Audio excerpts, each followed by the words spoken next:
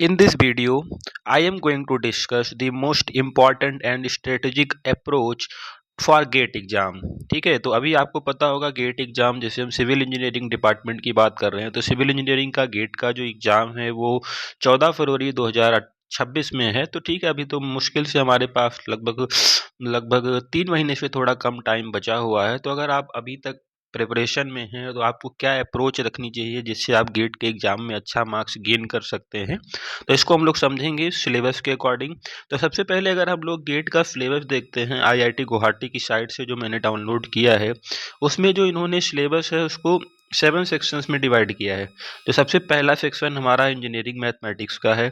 उसके बाद हम अगर सेकंड सेक्शन की बात करेंगे तो आप ध्यान से देखिए, आपको स्ट्रक्चर इंजीनियरिंग दिखाई दे रहा होगा। और उसके बाद हमारा जो तीसरा सेक्शन है वो हमारा जियोटेक इंजीनियरिंग का है। और उसके बाद हमारा जो चौथा सेक्शन है वो वाटर रिसोर्स इंजीनियरिंग का है। ठीक है, पांचवा सेक्शन एनवायरमेंटल इंजीनियरिंग का, छठवां सेक्शन है ट्रांसपोर्टेशन इंजीनियरिंग और सातवां है हमारा जियोमेट्रिक्स इंजीनियरिंग। तो अगर हम लोग वेटेज के अकॉर्डिंग बात करते हैं तो सबसे पहले हम बात करते हैं इंजीनियरिंग मैथमेटिक्स की। इंजीनियरिंग मैथमेटिक्स और एप्टीट्यूड 15 मार्क्स का क्वेश्चन पेपर में आता है। तो अगर आप बेसिकली कभी भी गेट की कट ऑफ देखते होंगे तो सिविल की कट ऑफ नॉर्मली 30 के राउंड में रहती है जनरल कैटेगरी के लिए।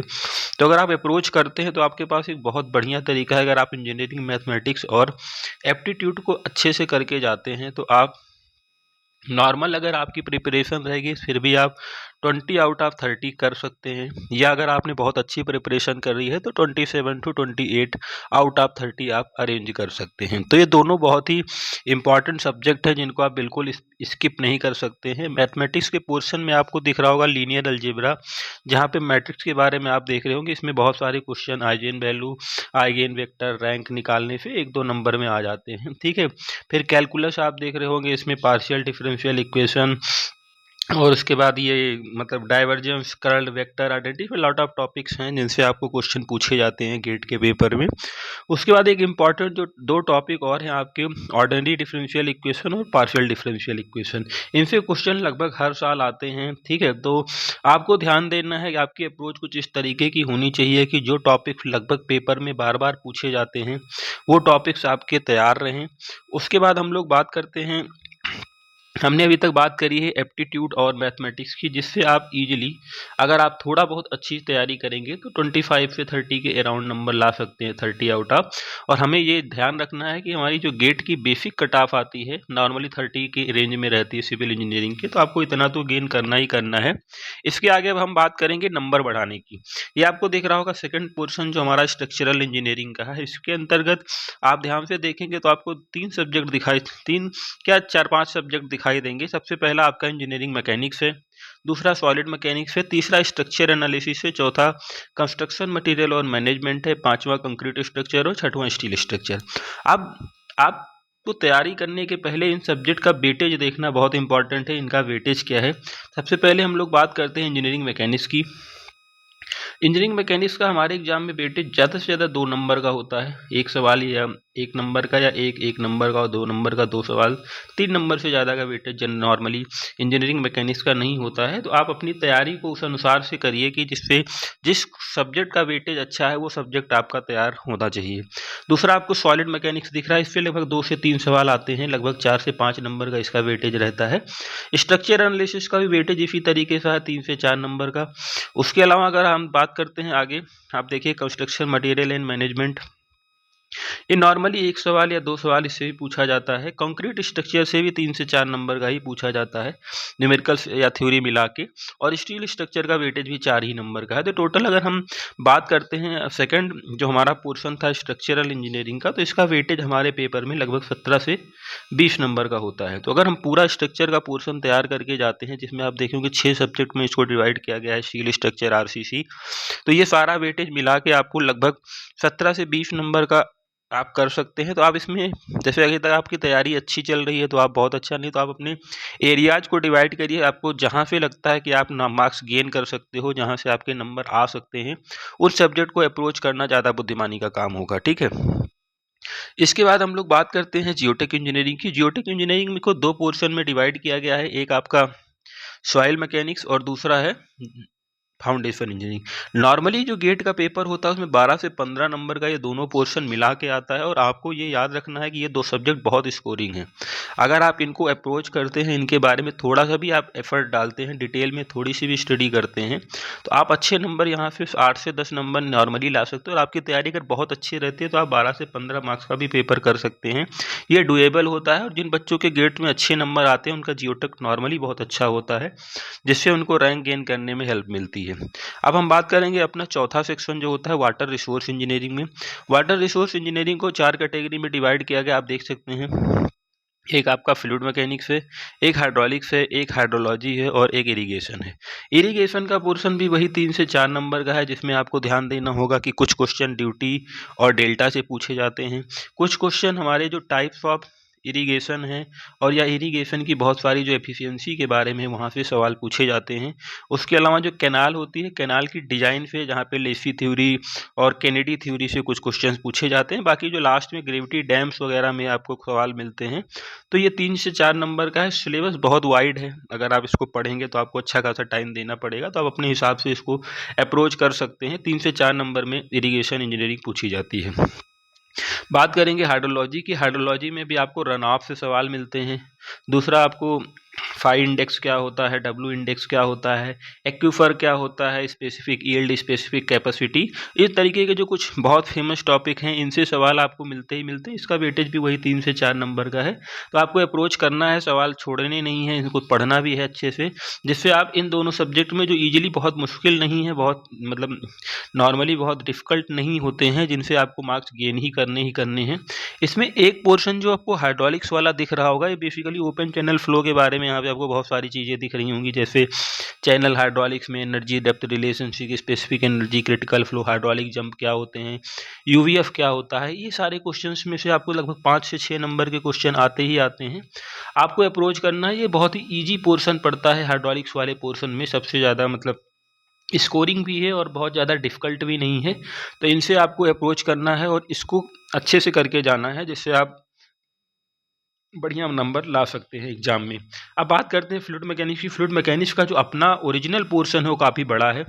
आपको इम्पॉर्टेंट टॉपिक्स को मेंशन करना है, पिछले साल के पेपर की एनालिसिस करके ये ध्यान देना है कि क्वेश्चन कहाँ से पूछा जा रहा है। उसको तैयार करते हुए आगे आप जब अप्रोच करेंगे तो यहाँ से भी आने वाले 5-6 नंबर को आप अप्रोच कर सकते हैं। तो नॉर्मली जो हमारा वेटेज होता है 20 नंबर का सारा मिला के, जिसको हम लोग ईजिली कर सकते हैं। ठीक है।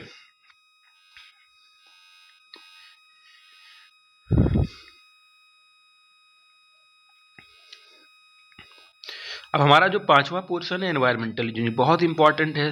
3 सेक्शन में आपको दिख रहा होगा, 12 से 15 नंबर का आ जाता है। ईजी है अगर आप इसको अप्रोच करते हैं, जिसमें आप वेस्ट वाटर और वाटर ट्रीटमेंट की बात करते हैं, उनकी क्वालिटी पैरामीटर्स क्या होते हैं, वेस्ट वाटर क्वालिटी क्या होती है, कौन कौन से यूनिट प्रोसेसेस होते हैं, सीवेज सिस्टम क्या होता है, आपको एक्टिवेटेड फ्लश प्रोसेस क्या होती है, ये सारी चीज़ें आपको ध्यान देनी है। और ये बहुत इंपॉर्टेंट चीज़ें हैं, बहुत नॉर्मल है, बहुत ही इजी है, जिसको अप्रोच करना है आपको टाइम देना पड़ेगा, इसको तैयार करना पड़ेगा। और 12 से 15 नंबर में से आप नॉर्मली अगर आपकी थोड़ी बहुत अच्छी तैयारी होती है तो आप 10 नंबर तक इजीली कैरी कर सकते हैं। तो आपको ध्यान देना है, एनवायरमेंटल इंजीनियरिंग, जियोटेक इंजीनियरिंग के कुछ ऐसे फेवरेट सब्जेक्ट हैं जिनको आप स्किप नहीं कर सकते अगर आप गेट में अच्छा नंबर चाहते हैं तो। लास्ट सेक्शन की अब हम बात करते हैं ट्रांसपोर्टेशन इंजीनियरिंग की। सेकंड लास्ट टॉपिक है ये हमारा।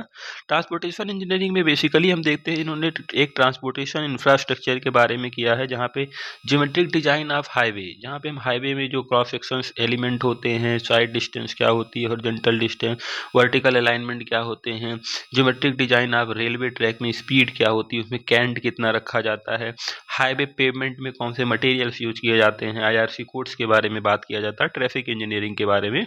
तो आप अगर बेसिकली अप्रोच करते हैं 7 से 8 नंबर का पूछा जाता है।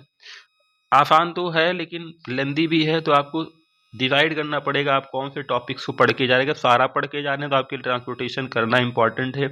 अगर आपकी अप्रोच कुछ ऐसी है कि आप सारा कवर नहीं कर सकते हैं तो आप हाईवे वाले पोर्शन के कुछ इंपॉर्टेंट टॉपिक्स, रेलवे वाले पोर्शन के कुछ इंपॉर्टेंट टॉपिक्स, इनको बिल्कुल कवर करके जाइए। यहाँ से आपको इजीली 7 से 8 नंबर में से 4-5 नंबर आराम से आ सकते हैं, ठीक है। गेट का जो एग्ज़ाम होता है वो ऑल अबाउट है आप कितने मार्क्स कहाँ से प्लस करके आ रहे हैं। मैथमेटिक्स और एप्टीट्यूड के नंबर के जो 30 नंबर हैं, उसके बाद जो आपके 70 नंबर बच रहे हैं, उसमें कहाँ से आपके 2-2, 4-4, 6-6 नंबर भी अगर आप बना रहे हैं, तो कब आप 70 प्लस 80 प्लस पहुँचते हैं, आप इजीली पहुँच सकते हैं, ठीक है। तो हमारी जो लास्ट है वो है जियोमेट्रिक्स इंजीनियरिंग, जहाँ पे हम लोग बात करेंगे सर्वेइंग की और फोटोग्रामेट्री सर्वे की। पिछले 2-3 सालों में जो सर्वेइंग के से सवाल आ रहे हैं वो 4 से 5 ही नंबर का आ रहा है, और इसमें भी बेसिक जो क्वेश्चन पूछा जा रहा है वो बहुत ही आसान सवाल पूछे जा रहे हैं। कहीं कंपास सर्वेइंग से सवाल पूछ लिया जा रहा है, बियरिंग से, या कहीं पे मतलब थियोडोलाइट वगैरह से। तो आपको इस चीज़ को ध्यान देना है कि बहुत डिफ़िकल्ट नहीं है, लेकिन आप कितना पढ़ के जा रहे हैं सिलेबस को कम, मतलब वो इम्पॉर्टेंट है। ज़्यादा स्कोरिंग है, 4-5 नंबर का है, लेकिन आप फोटोग्रामेट्री पढ़ सकते हैं कि नहीं पढ़ सकते हैं, स्केल, फ्लाइंग, हाइट, इन चीज़ों के बारे में। तो आपको कितना करके जा रहे हैं ये इंपॉर्टेंट है। नॉर्मली अगर आपकी बेसिक तैयारी है 2 से 3 नंबर का, ज़्यादा अगर आप अच्छा पढ़ के जाएंगे तो 5 नंबर गेन कर सकते हैं। तो आपको एक अप्रोच ऐसी बनानी है जहाँ पे आपने जो सब्जेक्ट्स देखे हैं, अभी आपने देखा है ना कि सबसे पहला पोर्शन जो हमारा मैथमेटिक्स का था, अब मैथमेटिक्स, एप्टीट्यूड, इन दोनों को तो हम लोग स्किप नहीं कर सकते हैं। टोटल 30 नंबर का आता है। अगर आप यहाँ पे नॉर्मल स्टूडेंट हैं तो आपको कम से कम 20, और अगर आप स्मार्ट स्टूडेंट हैं, आपको बहुत अच्छा गेट में करना है, तो 25 से 28 और सम टाइम इतने नंबर तो आपको लाने ही लाने चाहिए। थर्ड पोर्शन जो हमने देखा स्ट्रक्चर इंजीनियरिंग, जिसको 6 कंपोनेंट में डिवाइड किया गया था, जिसमें सोम भी आता है, मैकेनिक्स भी, आरसीसी भी, स्टील भी, स्ट्रक्चर भी। तो इन सारी चीज़ों को अगर आप ध्यान से देखेंगे, वेटेज 18 से 20 नंबर का है।